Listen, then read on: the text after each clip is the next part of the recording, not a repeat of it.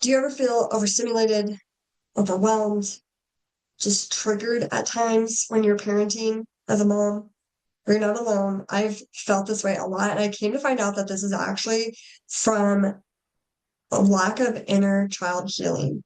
So, somewhere in your past, your little version of yourself has some sort of emotion that was not allowed to be experienced. And so today we're going to be talking about inner child healing and how that can help you be a better mother and break those generational traumas and chains from being passed down to your children and your children's children. On today's episode, I get to interview a dear friend of mine, Ashley Romney. She is a heart-centered mentor who helps people to find deep healing through Jesus Christ, inner child work, IFS, and somatic healing. She has over 16 years of mentoring, speaking, and educating. And her journey actually started with leading teams in her local city government, where she helped them with leadership and growth. But now she gets to work with women as well. And just her heart is to help them break free from subconscious blocks and beliefs and heal those emotional wounds and just reclaim their God given power and identity. She has a live community course every 8 weeks and it's held for The Power is in Them. And this course is beautiful and it's helped so many women step into that healing and transformation. So I'm excited to introduce Ashley to you. And if you guys are looking for somebody to help you with your journey of healing, Ashley would be an incredible resource for you. Ashley is so quick to identify limiting beliefs, and she just holds such an empathetic space for healing. And she is just does a great job at asking these deep, truth-revealing questions that helps you lead into instant clarity. And so she truly is a gift, and she has a gift for helping others see themselves the way that God does. So I really hope you enjoy this episode. You'll get to actually see me go through a little sample of an inner child healing, so you can have a little idea of what that might look like if that's something that you're interested in. Also, want a disclaimer: my little boy is in the room, so you may hear him in the background a few times on the podcast. But I hope you enjoy and that this truly blesses you. So let's dive in. Welcome back to another episode of Kingdom Mothers. I'm so excited to have Ashley Romney on the episode with us today. So before we get started, let's dive in with a prayer. And Father, thank you so much for just connecting Ashley and I back together again. And I just ask your blessing and favor to fall upon this episode and this conversation as we just dive into some deeper conversation and things that a lot of people just don't talk about. So we just hope that we're able to shine your light on this area of heart healing and inner healing, and that you just bring the right people who are in need of this type of healing and just want to receive your restoration and your redeeming your redemption in their story. Father, we just ask your hedge of protection to come around Ashley and myself as we dive into this podcast episode today. And we just thank you so much for just the beautiful God that you are. In your name I pray, Jesus. Amen. Amen. All right, Ashley, thank you so much for coming on to the podcast with me today. I know we have a very interesting topic, which we're going to be diving more into, like heart healing and inner child healing and how that like impacts our lack of maybe healing in certain areas of our story impacts how we mother and raise our children. And I know all of us on this podcast listening, like we want to be kingdom mothers. We want to raise the next generation of kingdom warriors. And we want to break generational chains so we don't have to pass things down to our next generation. So I'm really excited to be talking about this because I've definitely been doing inner healing and inner child healing, and I can see how the version of me before I started like grief counseling and looking into my, child trauma and stuff, that version of a mother is not the version of mother I want to be. And I can see how the more I dive into my healing story, the more patience I have, the more fruit of the spirit I have. And so I'm really excited to talk about this. So thanks for coming on. I'd love for you to share your story and just like your journey of how you got into this place of helping other women just dive into their stories and heal. Yeah, oh my goodness. It is such an honor to be talking about this and to be on your podcast. Thank you so much.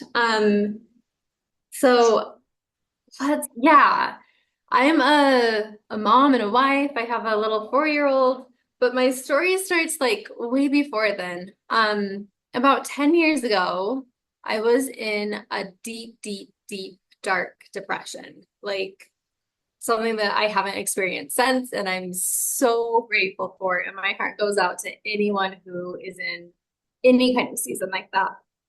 I remember driving down the road, praying to Heavenly Father, asking for deliverance in some way. And I remember screaming at the top of my lungs, I feel as worthless as a grain of sand.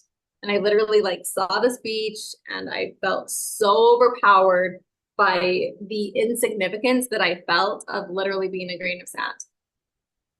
And um, through lots of praying and miracles, things started to pull me out of that. Um, I literally felt so alone, so abandoned. I've always been really good at making acquaintances, but never like that best friend, that best like soul connection. And in the season, I was like feeling like beyond abandoned by all. And so it was a miracle when one day acquaintance called and invited me to basically a essential oil party. And I had never heard of essential oils. I left that party with some samples, and one was like Serenity, one was like Console, and I had no idea that I needed something like that to lift me out.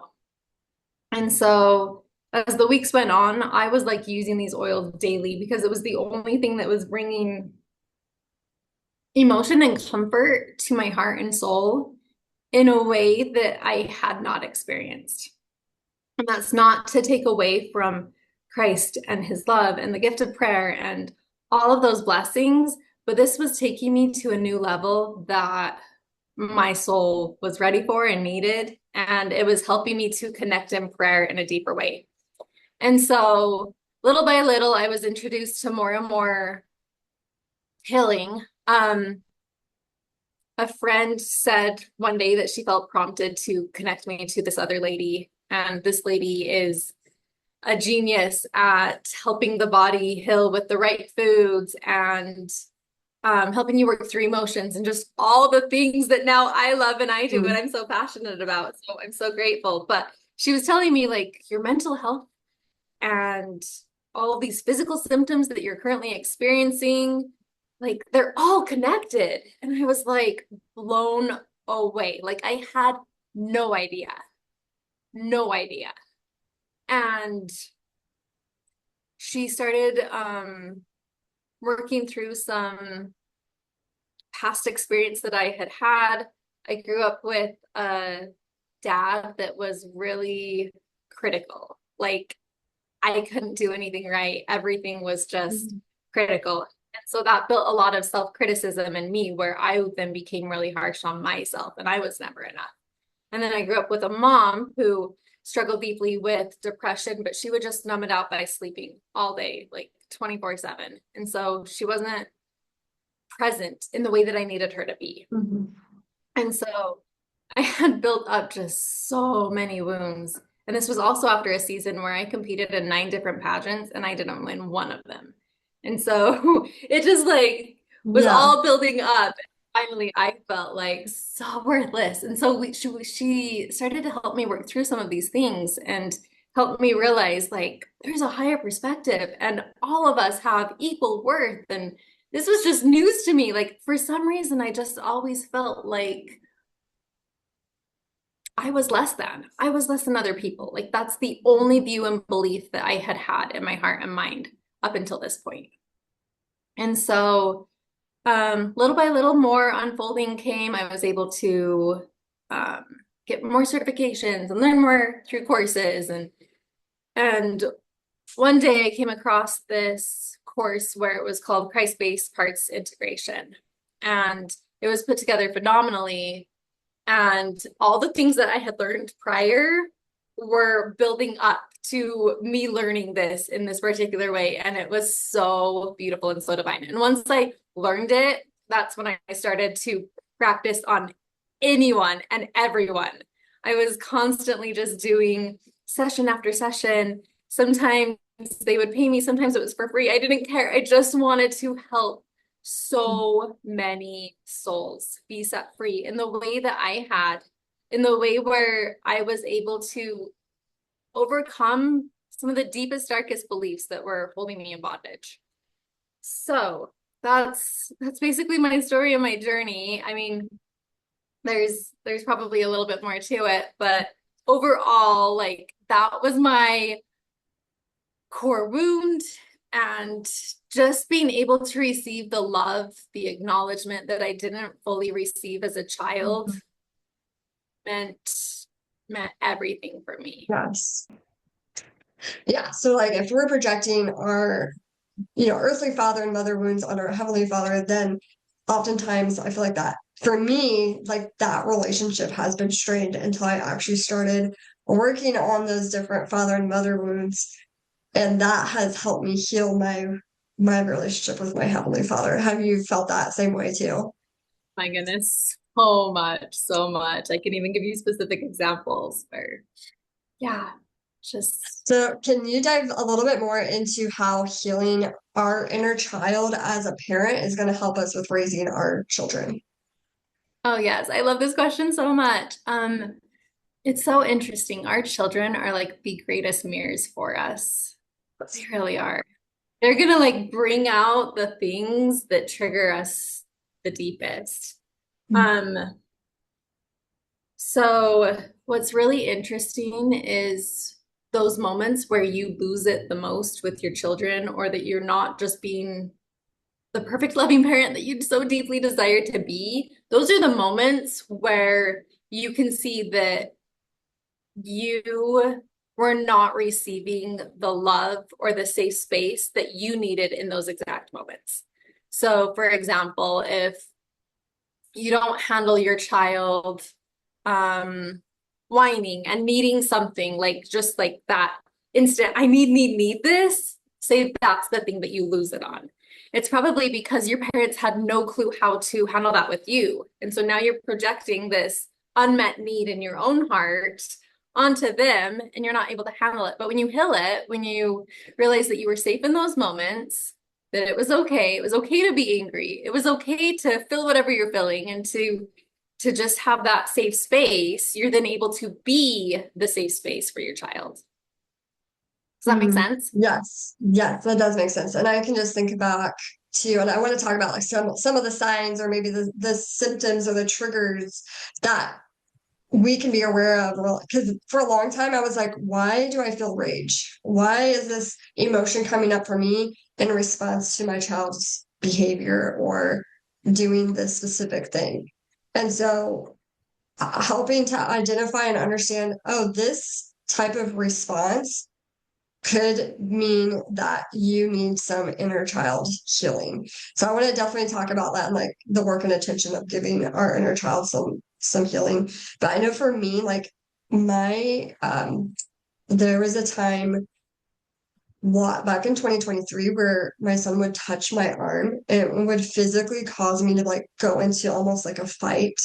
Like my whole body would just stiffen up and I'm just like, okay, why does every time he touch me, it just like sends like my body into this state of like I don't even know how to explain like anxiety and just like don't touch me, like I don't like being touched like that. It does not feel safe to me, and he's like just grabbing my arm, or he would do some like he wouldn't listen to me or he would be acting out and I'm like I could feel like this rage building up for me and just being like, this is not allowed. You're not allowed to behave like this. And it wasn't until I started learning about some inner child, like my wounds and inner child healing, that I started to become aware of like, oh, there's some things in my past that I might need to look into. So I would love to have your perspective on that with your training and coaching background. Yeah. So did you kind of figure out like why the touching of the arm was so triggering? Were you able to work through that a little bit?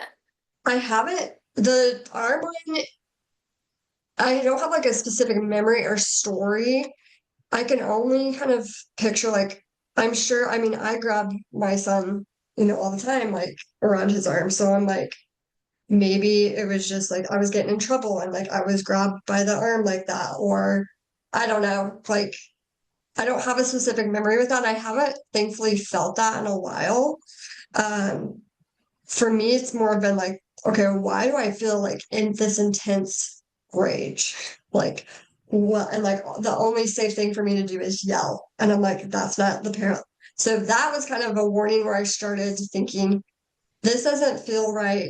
Like, this is not the type of mom. I don't want to be a yeller. I don't want, like, I came from a family of yelling and where anger was kind of like the only safe emotion, like crying wasn't safe. You couldn't have, like, I remember this one memory where we went through a car wash, and I still have anxiety going through a car wash to this day. And my dad's like, if you don't stop crying, I'm going to put you in the car wash. Like, I will take you out of this car and put you in the car wash. And I heard a lot like, I will give you something to cry about. Like, stop crying, or I'm going to give you something to cry about. So, like, crying was never a safe emotion. And, like, so I've had with Elijah, like, things come up, and I'm like, okay, this isn't right. This isn't normal. I don't feel like this is a normal response for a healthy person to be having this, for me to have such a big emotional response to my son having his own experience. Like, why are my emotions tied to his emotions? So, I don't know if you have any like perspective on that or like wisdom you want to share on that just to explain it, and then we can go a little deeper into actually how to maybe heal these wounds. Yeah, yeah, yeah. Okay, so many layers to this. First, it's really important that we also give grace to our parents. Like Yes. they grew up with parents who were in a Right. really tough Yes. generation, right? Like it was hard. So the more that we can extend grace to our parents while also seeing, whoa, everything really is tied to my hmm past. Like those two can coexist. That's beautiful. And then also having compassion for ourselves too. So like in those moments where you're angry and not acting as your highest best self, like it's okay. Like there's a reason that it's here. And just giving grace to yourself too is really, really, really important. I just cannot emphasize that enough. Um, but it's so interesting. I love that you were able to connect the car wash thing of why it's hard for you to go now. What's so beautiful is when we cry, we are literally resetting our nervous system. So being able to experience and process through those emotions is so needed and so powerful. Yeah, I just love your awareness around it. I think awareness is the first huge key step of like, okay, what's triggering me right now and why might that relate to a past situation? Working through it with a person is really powerful. Sometimes you're able to do it by yourself. Yeah. So I think awareness is key, and I'm really grateful that been I've been connected with amazing counselors, or I've just been doing the research on my own to be like, okay, what is going on?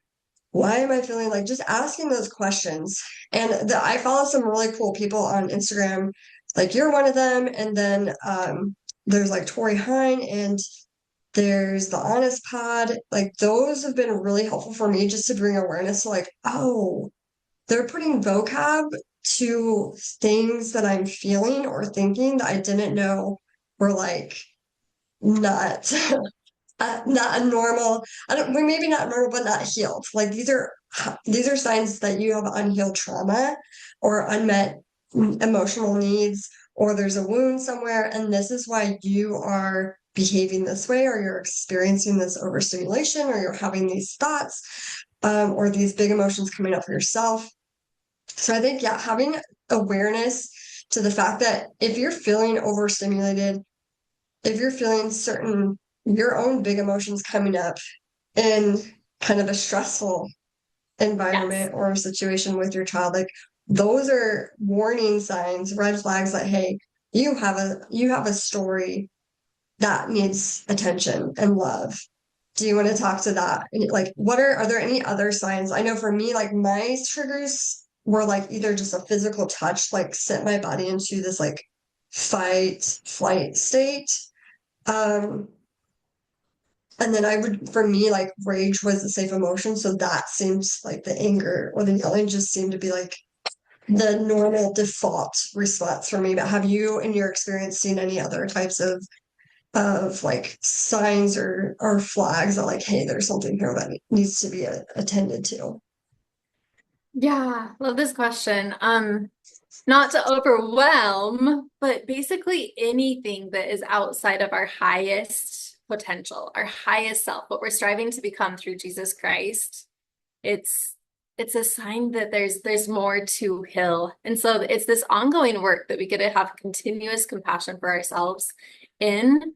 But anytime you're triggered, anytime someone says something and you're just like, ah, like you're just so mad at them, you're living in comparison, you're living in where you're not able to just be in perfect humility and perfect patience and unconditional love, like anything outside of that, like literally is something that there's more work to be done. And that can be overwhelming, like, ah, will I ever be healed? But it's this beautiful journey where we get to partner with Christ. And that's where we come to truly just know of him, know of his presence, know of his love, and deeply have that embedded in our hearts, in our minds, in a way that nothing else could. Like it's all beautiful. This world is messy, the triggers are messy, and it's all beautiful. Yes, it is messy. Messy is, I feel like, the key word there. But at least for me, I feel like, yes, my healing journey has definitely been messy. It's not been fun. It's been uncomfortable. It's been a lot of tears, but it's also been beautiful. Like, especially the further I get into it and like the closer to the other side I get to it, I can see like my patient, like I am able to, it's almost like I'm able to get rid of the junk and the fruit of the spirit has more room to sit and stay. And so like the patience and kindness in maybe situations where I wouldn't have been patient or kind, I'm able to hold space for those emotions now or those responses. And it's even if he's not necessarily changing his behavior or his emotional response, but my emotional response to that situation, I'm able to be patient longer, or I'm able to see him through the lens of Christ instead of just like, oh no, he's not following the rules. That was like for me, it was like you have to be safe, you have to follow these set rules. And if you break the rules, then you're not safe. So oftentimes when he's breaking quote unquote the rules, it literally I could feel my inner child be like, this is not safe. Abort, freak out, abort, get out of this. This is not safe. Yeah. And so just being able to speak love and compassion to that part of you.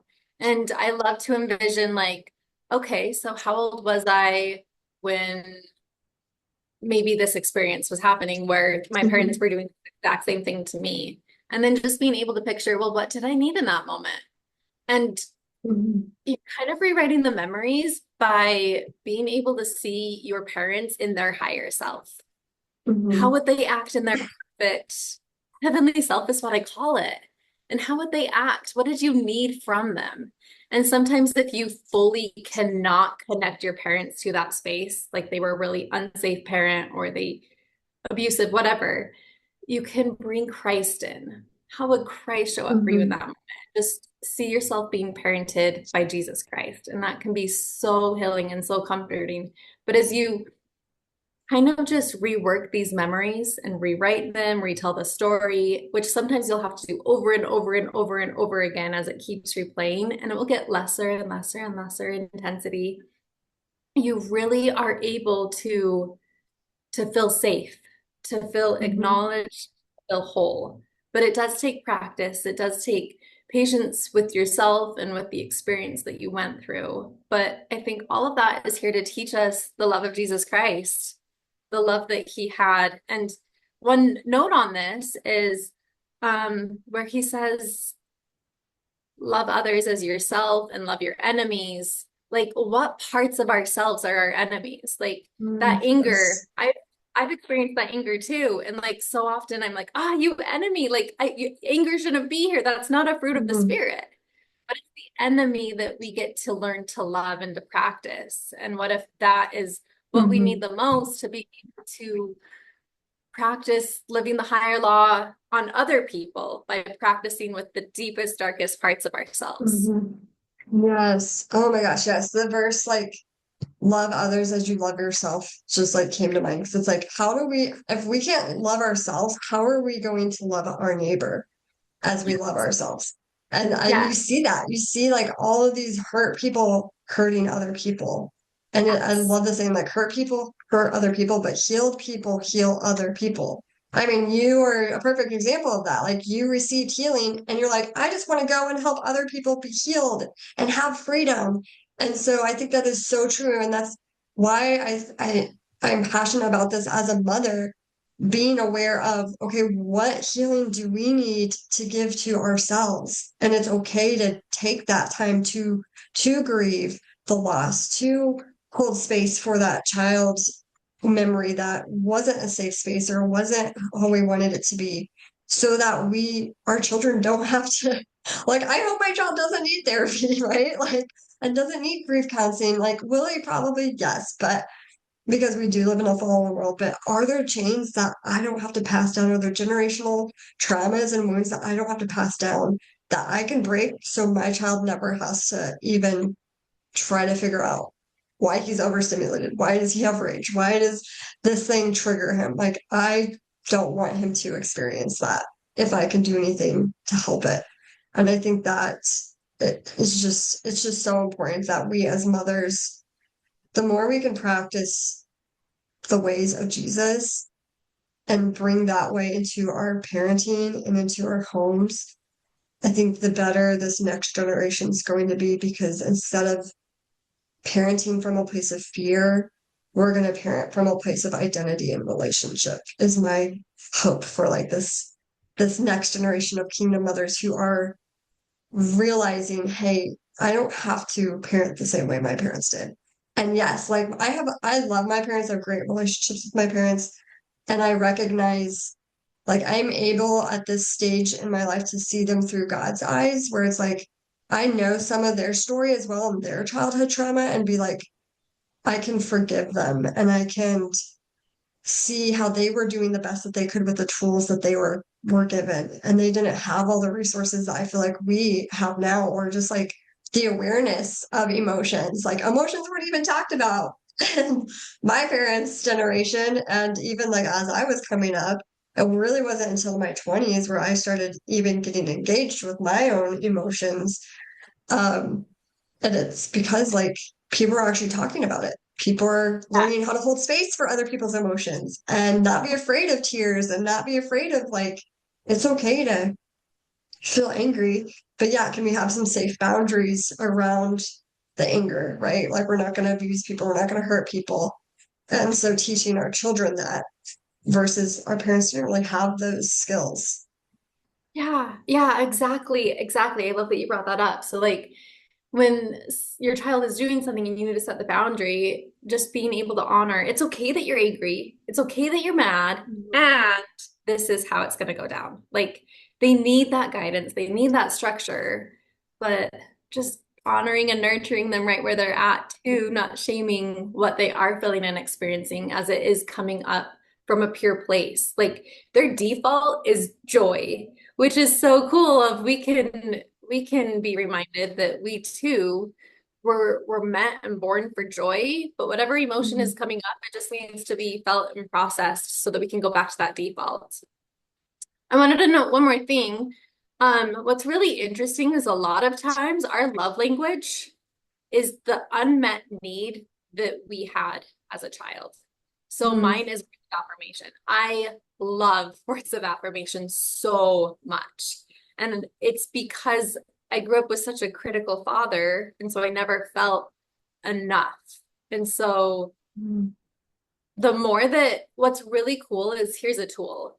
When you're able to give that love language to yourself, you crave it less and less for other people, Yeah, which so good. is really even more amazing because once you're not desperate and needing it from other people, it's like suddenly it just comes naturally and it fills your bucket, but not in a way where you were desperate for it. Yeah. It's just like, Hmm. oh, like, thank you. Like, it's just a simple able to receive rather than this constant like desperation. That is Does so that make interesting. sense? Yeah, that does make sense. Yeah. And I'm just thinking about my love languages.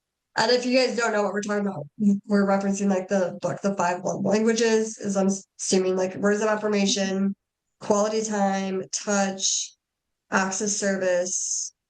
What's the fifth one? I can't think of what the other one Time, is. service, words, touch, affirmation. Time, service, Time words, touch, service. affirmation. Okay, we got them all. Yeah. So like Okay. mine's like time, quality time. Well, I don't know. So like mine, I like acts of service because acts of service gives me quality time with other people. Um, but I would say my top tier are like touch and quality time because I grew up in a family of six. There were four kids. I was the second. So oftentimes I was like the second mother of my like two younger siblings. I had to do a lot of the chores to like help keep the household going. And I was the older one. So like a lot of the older responsibility falls on you. So that makes a lot of sense that you said that like, oh, I didn't really get quality time from my parents or really, just anybody in general in my family because it was just busy with six different people in a house full of, my parents trying to meet four individual people's needs. And then, yeah, like I think maybe like hugging or I just like my husband and I, we just like to hold hands or like we'll just randomly touch each other. Like not even just like caress the back or like touch a finger, like really light. And so that's interesting that you said that because I've never put those two together. Yeah, and it's probably for that safety too. Just touches, just like, oh, I'm safe. Like, you don't have to get Yes. kicked Yeah. out of the car and go to the car wash right now. Like, you're safe. Yeah. Yes. And you said service is one of yours too, right? Acts of service. Yeah, it's just beautiful to explore. It's just so fun to see. I mean, the service makes sense if you were forced to do service constantly. Being the Hmm. oldest, having lots of responsibilities and chores, and never getting to choose, how do I want to serve you today, mom? Like, you just have Yeah. to, have to, have to. You're like, I deserve some service now. Like, who can Hmm. serve me? How can I get my needs met? So, yeah, it's Yes. just Well, fun to explore. It's fun to hold grace and compassion through it all. yes.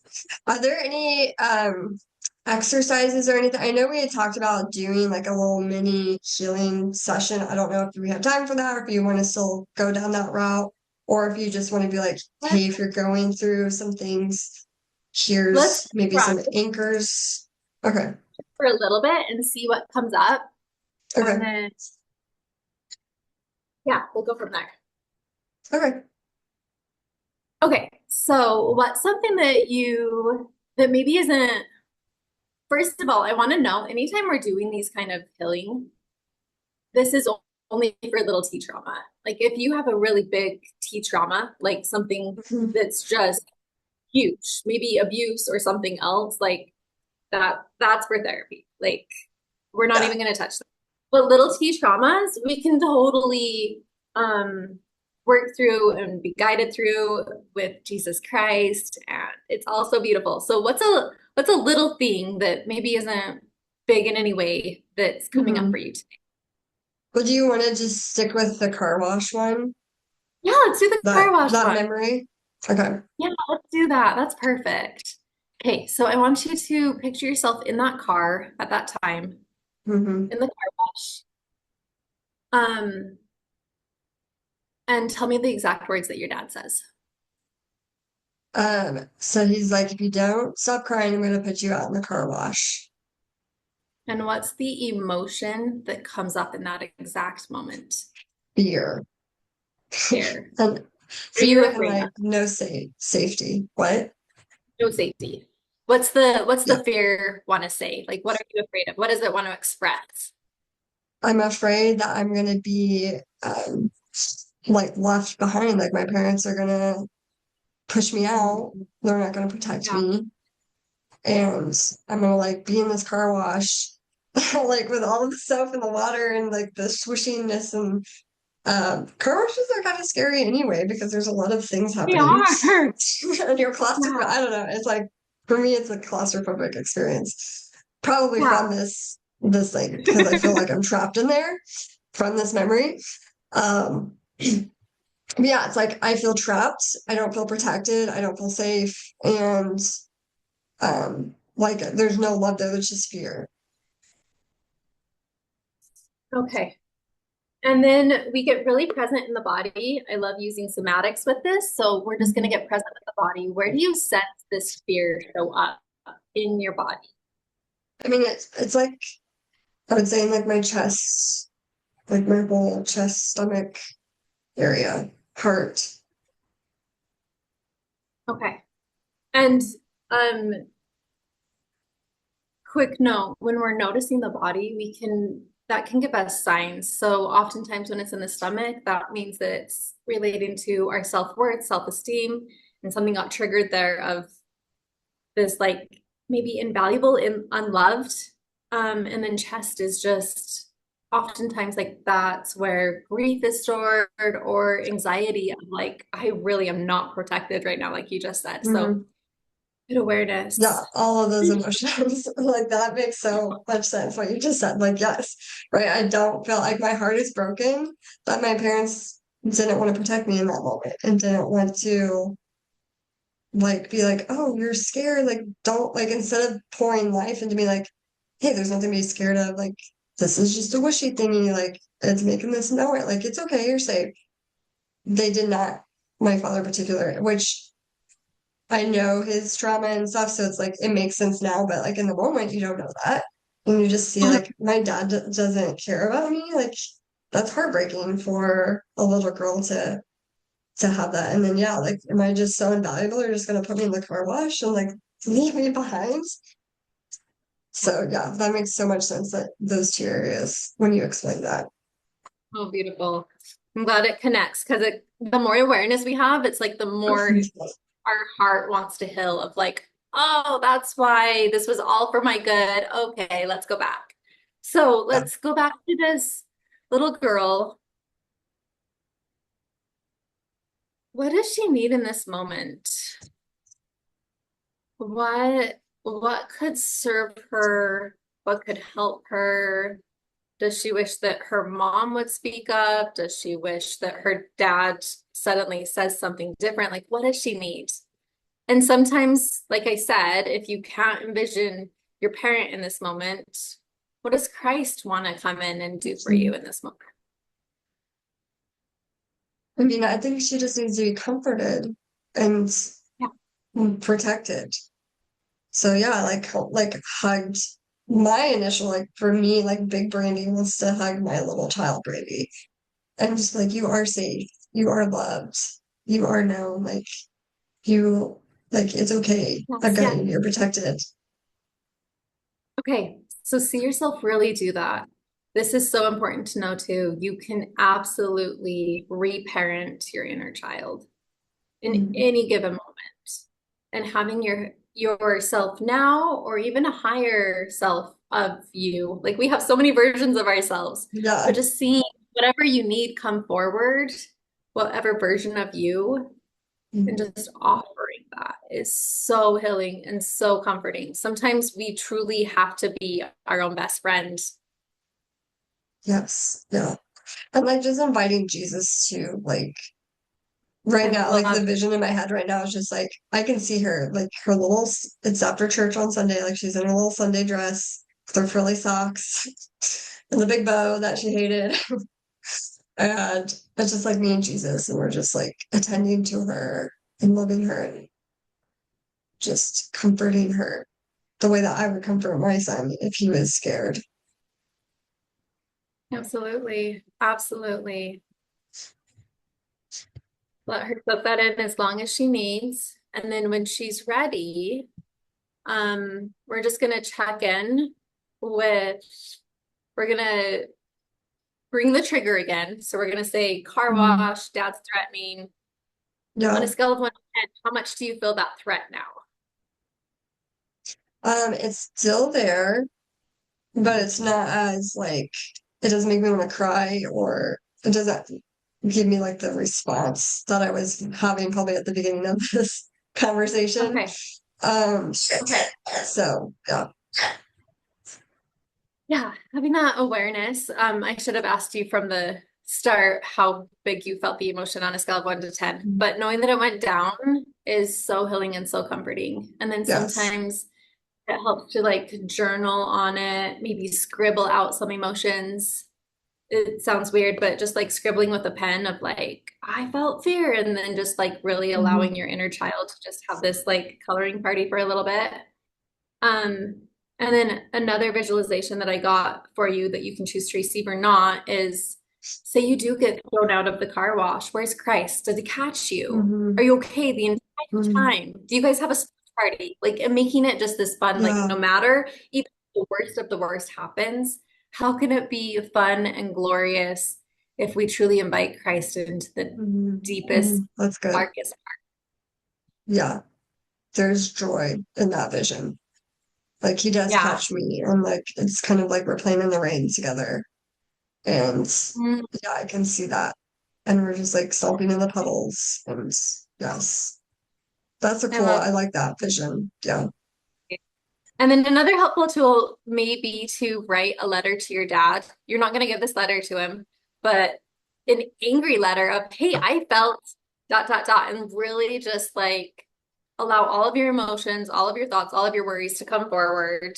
And then in that letter, telling him what you need. Mhm. And you can pray over this letter with just so much love, but being held by God in it to be able to really process the emotions. And if you feel a prompting to go actually talk to your dad about the situation, like you can, but a lot of times it can clear up when we're willing to just write and process through prayer and journaling. Yes. Yeah. And that, like one thing that comes for me is just like forgiveness as well. Like I choose to forgive you for saying those words, for not protecting me, for not making me feel safe and comforted in those moments when you could Yeah, have. yeah, absolutely. And also, if it ever applies to anyone, getting to know your genealogy a little bit. What was your grandpa like? How did he treat your dad in those moments? And just being able to have Mhm. compassion for his little child too, of where did he not feel safe? Where was he threatened? Why is this coming up? And just space for it all, right? Yes. Yeah, and that has been helpful for me because I can see now I typically do see my parents, I see their inner child first. And I can see like I can in that vision, I can see my dad's inner child being like, "Oh no, she's crying. This is not safe. You're not allowed to cry. You have to be strong. You can't be afraid of anything." And I can see his inner child just like freaking out.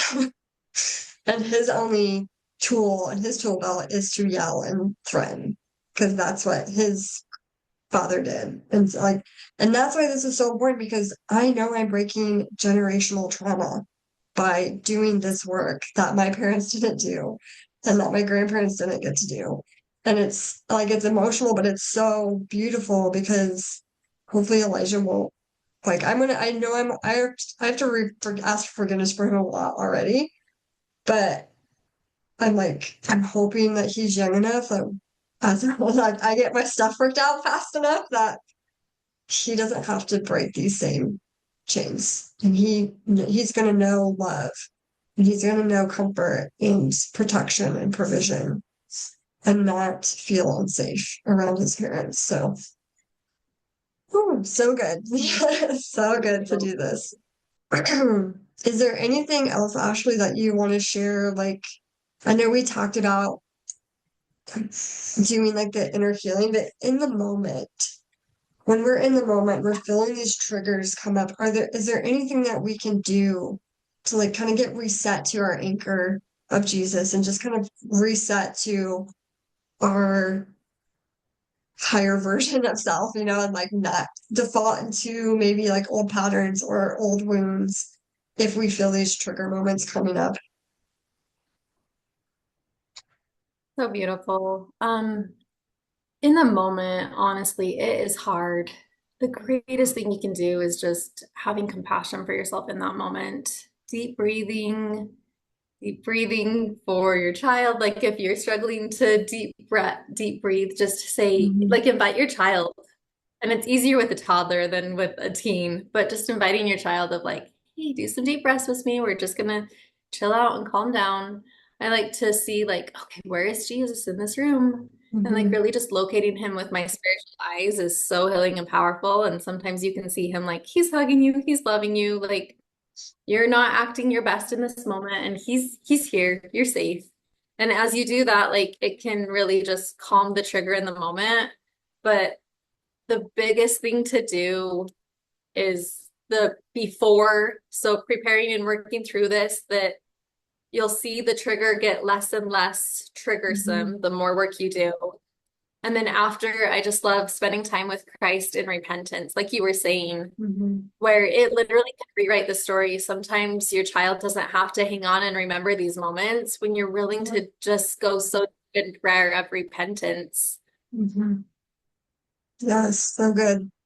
I'm so glad you said that because that just confirms some of the things that I've been doing. I've been teaching Elijah how to blow out his candles. So like when we're Mm, feeling stressed, we're just yeah. like literally blowing our fingers. He just had a birthday, so that has been I just like started implementing that. And one another thing I've been doing is just being like, Jesus, I need you. Like come into this room and like just praying out loud and be like, loose your spirit of like peace and calmness. I'm feeling like stressed and I'm like kind of just praying out loud while my son's doing his thing. And he's one thing that has been cool, Ashley, is he was having like a major meltdown. And he was just like, Jesus, I need you. And it was just like, okay, I'm not a total failure as a parent. Like it is really cool when you guys start to do this healing work and you learn tools and tricks and you're implementing them like your child is watching. And to see him like go to prayer for Jesus, I was like, "Oh, this is a really hard moment, but that made that hard moment like so cool because he called out to Jesus in that hard moment. And that was just so beautiful for me. Yeah, because in the scriptures it teaches that all of these hard, bad things can be made for our good, right? Like I think Hmm. it's in Romans, like it can literally transform and be made for our good. And so when we have that intent of like, okay, I'm really trying to heal, that's my desire here, but I'm gonna be Hmm. imperfect at it for a while. Like use all of this mess for my child's good. And then it will give Yes. you so much grace and compassion of like, okay, all these experiences, like he's learning to pray, he's learning to deep breathe during the stress. Versus if you came in as a perfect mom, like, would he be learning those in the same way? Right. And it's all that's why I say it's all beautiful. It teaches in ways Yes. that perfectionism can't. Oh, that's so good, Ashley. That's such a great way to wrap up. Do you have anything else that you want to say before we just like close out and like feel free to share like where people can connect with you if they want to do maybe some healing sessions with you as well. Yeah, oh my goodness, this was such a beautiful conversation. It's so needed and it can all be done through Jesus Christ. If you want some sessions with me, I do offer some free consultations and you can just find me on ashleyromney.com. But it's just so beautiful and so powerful that we can literally come to know Christ in a way that we couldn't without this work. Yes. Yes. Thank you so much, Ashley, for coming on and sharing your wisdom and just being able to go, to this like vulnerable place and have like a raw conversation around emotions and healing and trauma and how it does impact you and it's going to impact generations one way or the other. So whether you heal it or don't heal it, generations will be impacted. And I think that's the beauty of what we're doing here as Kingdom Mothers is we're impacting the next generations to know the identity of Christ, to know and operate from the tree of life and know the fruit of the spirit. Whether we're not going to do it perfect, right? But that's where Jesus and the grace can cover those gaps for us. So thank you so much, Ashley. And I'll put all of your information in the show notes for those who want to connect with Ashley after this episode. But thank you again, Ashley, for your time today. Ah, thank you so much.